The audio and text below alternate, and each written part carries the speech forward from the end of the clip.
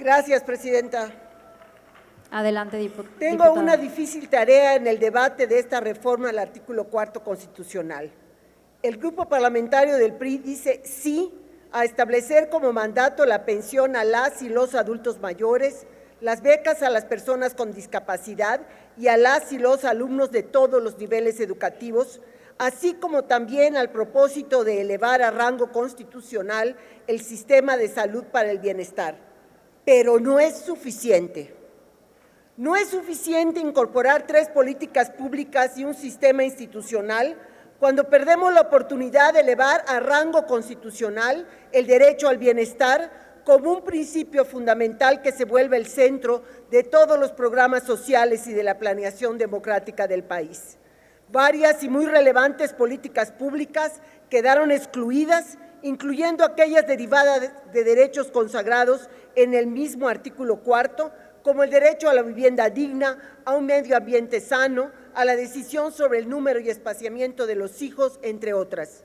Y no incluimos otros derechos humanos establecidos en distintos artículos constitucionales. Un derecho es universal, progresivo e interconectado con el sistema jurídico en su conjunto.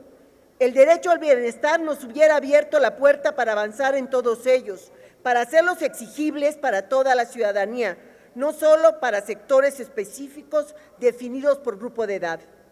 Estamos a favor de las becas para la población con discapacidad permanente, pero no es suficiente, porque no están considerando la necesidad de construir una política pública de Estado para desarrollar la inclusión, tanto en infraestructura que permita movilidad, como estrategias para su incorporación a trabajos formales para bastarse a sí mismos. No es suficiente que las becas para personas con discapacidad permanente abarquen a menores de 18 años e indígenas hasta 64. ¿Qué sucederá con las personas no indígenas entre los 19 y los 64 años? Presentaremos una reserva para garantizar la cobertura total de 0 a 64 años para todas y todos por igual.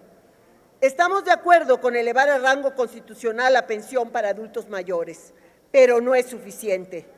No lo es porque no se plantea como un primer paso hacia la pensión universal, pero también se queda corta porque no establece la urgente necesidad de impulsar un conjunto de políticas integrales para otorgar garantías a las mujeres y los hombres en la etapa final de su ciclo de vida. No es suficiente porque no hubo un análisis demográfico serio que permitiera dimensionar el incremento de la esperanza de vida, menos aún que las mujeres viven más que los hombres, 78 años versus 72. Estamos a favor de la creación de un sistema nacional de salud, tal como lo demostramos con el voto por el INSABI, pero no es suficiente. No contiene los principios de universalidad, atención integral de alta calidad, pero sobre todo excluye el principio de gratuidad. Estamos de acuerdo con establecer el compromiso de otorgamiento de becas a la población escolar de todos los niveles, pero no es suficiente. Las becas deben ser de carácter universal para todas y todos los estudiantes, mujeres y hombres que concurran a las escuelas públicas del país. Seleccionarlos por el poco preciso criterio de situación de pobreza o de lugar de residencia se prestará a todo tipo de desviaciones o a la creación de un gigantesco aparato burocrático.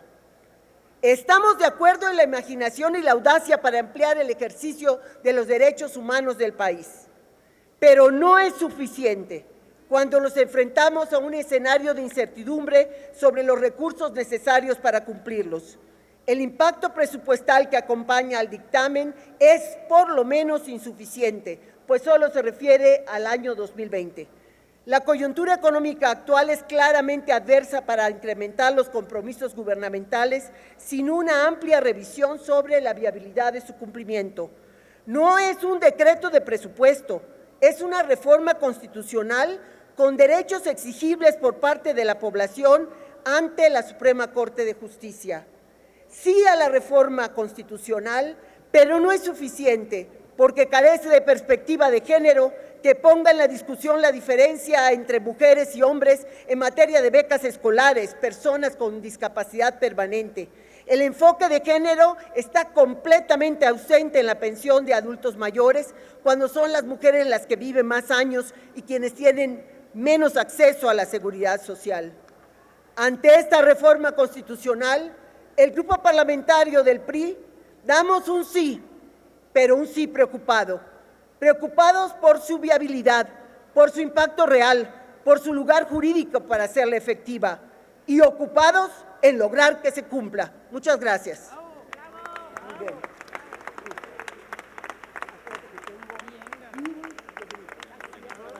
Gracias, diputada.